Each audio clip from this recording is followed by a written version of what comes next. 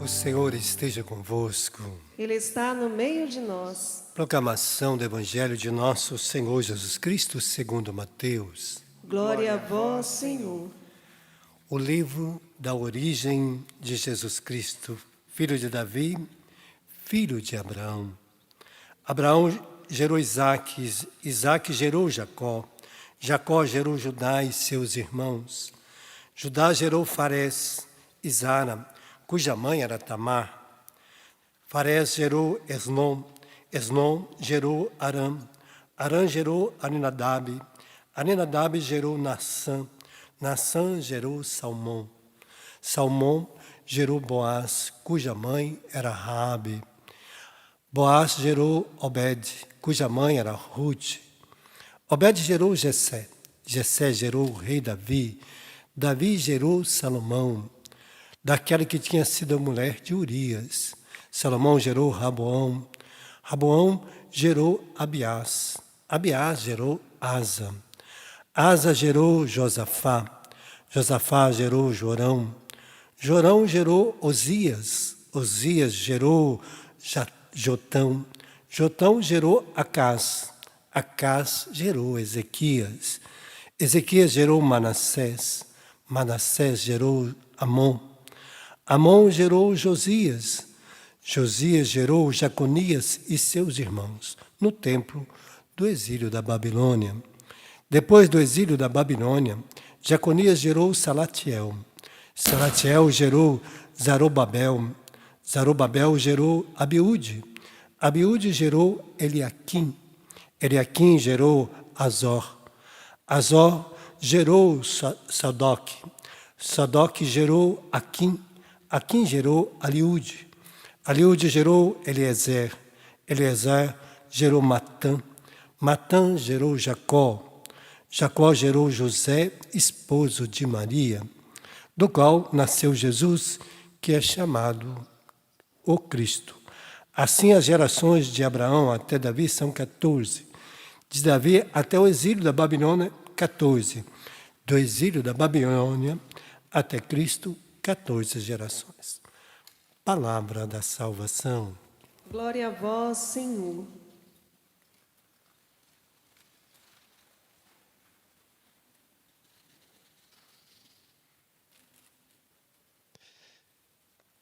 E quando a gente começa a estudar essas gerações, você vai ver gente de todo tipo, né? Uns que serviam a Deus e outros que foram pecadores de último grau, do qual aqui tem até uma que gerou um filho, né, Raabe, que era prostituta, né? E a gente vai ver assim que mostrando que as gerações anteriores de Jesus são muitas desde Adão e houve muitos pecados. E por que Deus coloca toda esta dimensão? Para a gente conhecer qual é a nossa herança humana, como é miserável a humanidade sem Deus. Então, quando você começa a ler os livros, né, do Antigo Testamento, você vai conhecendo cada uma dessas personagens aqui. Todos eles. Todos eles são bíblicos, estão lá, estão escritos, fizeram alguma coisa, o que fizeram, o que deixaram de fazer, cada um, né? Então nós vamos conhecendo a essência humana daqueles que serviram a Deus e daqueles que, mesmo nascendo numa família de Deus, foram rebeldes. E aí vai mostrar que Jesus vem nesta humanidade, desta geração, deste povo, que carrega sobre si uma herança de pecado, de misérias. Ao mesmo tempo, a santidade estava presente. É uma escolha. Tem alguns aqui que o pai foi santo no último grau. E os filhos pecadores. Todos. Tem outros casos que os pais pecaram, mas os filhos eram santos. Viveram, no bom sentido, a vida em Deus. Porque naquela época, né, a gente fala da santidade nessa dimensão. De viver a vida em Deus. Então nós vamos ver tanto uma dimensão, teve mães maravilhosas, santas, no bom sentido, e mães pecadoras de último grau. Então, uma geração que mostra, se a gente for ver as nossas gerações, né, dos nossos pais, avós, tem uns que você fala, meu Deus do céu, eu nasci dessa família, a gente tem que ter vergonha. Mas não pode ter vergonha. Porque todos são redimidos. Por isso Jesus vem trazer esta graça da redenção para toda esta humanidade. O sangue redentor de Jesus vai santificar todo este povo. O sangue de Jesus vem santificar cada um de nós, não importa qual a geração, quem era meu pai, quem era minha mãe, se era santo ou não, não importa qual a família que eu nasci, qual a cor, qual a raça, qual a dimensão, né, que eu nasci, aonde, se era pobre, rico, preto, azul, amarelo, vermelho, não interessa. Todos são redimidos, todos experimentam a salvação oferecida em Cristo. E a redenção, mostrando esta glória para nós, que não importa quem foi, também não importa o que eu fiz ontem, não importa o que eu fiz antes de ontem, não importa o que eu fiz lá na minha juventude, na minha adolescência. Às vezes eu vejo pessoas que ficam sofridas, se condenando, porque lá na infância eu fui assim. Eu fiz muitas coisas na infância porque eu era criança. Eu agia como criança, eu pensava como criança. E eu via as coisas da minha casa lá que minha família fazia. Eu brincava com as pessoas que tinham aquelas brincadeiras e eu não tinha malícia. Mas a malícia chegou no meu coração porque alguém trouxe, né? Então, eu não fico me condenando por causa da minha infância. Eu não conhecia a palavra de Deus, né?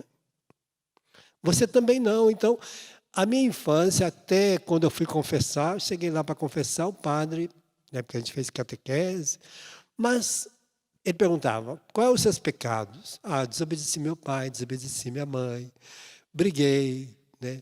Peguei as coisas na horta do vizinho, porque a gente roubava fruta na horta do vizinho, né? Porque a gente não tinha em casa, a gente pegava no vizinho emprestado. Não é porque a gente era criança, não estava roubando, a gente achava que a gente podia pegar, né? Pulava o muro, mas pegava, né? Então, mas a gente vai ficar se condenando? Nada, eu fui lá, peguei o padre, mas não pode pegar, porque vai para o inferno, né? Eu me lembro que tinha uma história que assim, que a gente, quando fosse para o céu, minha mãe dizia que Deus ia colocar uma folha de cebola. E que a gente agarrava na folha de cebola. E Deus ia levantando a folha de cebola. E se a gente tivesse muito pecado, a folha arrebentava. Aí eu falei, eu não posso comer de jeito nenhum. Aí eu fiquei magrinho, tá vendo? Por causa da folha de cebola. Mas o peso era do pecado e não da minha carne, né? Então a gente vê assim, como que a gente fica com medo, né? Como a gente tem medo. Oh, se você for, a folha de cebola vai arrebentar. Então o padre contava história.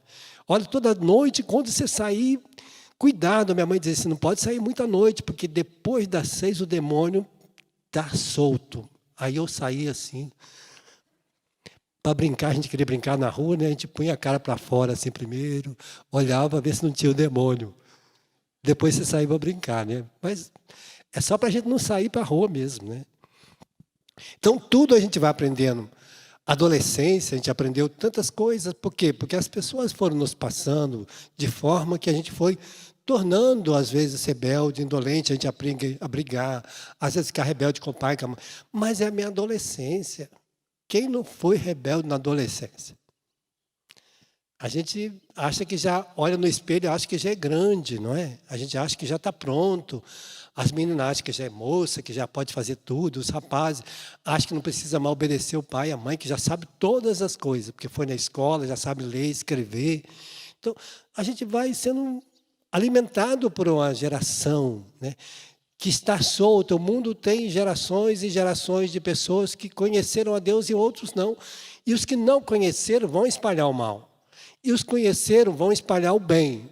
Vai ser uma luta sempre, né, desigual. muito desigual. Então, por isso, Jesus vai trazer esta redenção a cada um de nós, né? E aí eu tenho que aprender a viver, a cada dia ir santificando a minha vida. Às vezes eu lembro de uma coisa lá na infância. Pronto, eu rezo assim, olha, eu era criança, nem sabia o que estava fazendo, né? Então, eu começo a negociar também, vendo o que eu posso fazer de melhor agora que eu não fiz. Então, à medida que eu vou conhecendo a Deus, que eu vou alimentando em Deus, que nós vamos vivendo esta geração, nós vamos admitindo esta riqueza em nossa vida, nós vamos formando uma geração nova em nós e nós vamos espalhando todas as riquezas de Deus e nós vamos tornando cada dia mais menos sofrido, menos triste, menos derrotado, porque eu não me culpo mais, eu não fico me condenando. Eu agora sei o que é o pecado, sei o que ele causa na minha vida e sei que eu não preciso mais de viver de pecado. Não há necessidade. Porque Jesus veio ensinar a cada um de nós a vivermos sem necessidade de ficar pecando, para resgatar a nossa humanidade perdida pelo pecado, pelas misérias, fraquezas, por tudo que causa as paixões deste mundo, por toda a ignorância que o mundo coloca dentro de nós, por toda a filosofia. Cada dia aparece uma filosofia nova e cada dia as pessoas vão ficando, às vezes até mesmo fazendo com que o filho fique com raiva do pai, da mãe. Às vezes vai separando a gente dentro de casa. Tem até filosofias religiosas, porque eu nem vou chamar de religião. Quando a pessoa fala, não, se seu pai não é dessa religião, você pode abandonar ele. Tem igrejas que se dizem cristãs e que faz com que, se a mulher vai para aquela igreja e o marido não, ela pode abandonar o marido dela. Separa o que Deus uniu. Então, existem filosofias e filosofias religiosas. Agora, a verdadeira fé é esta, em Cristo.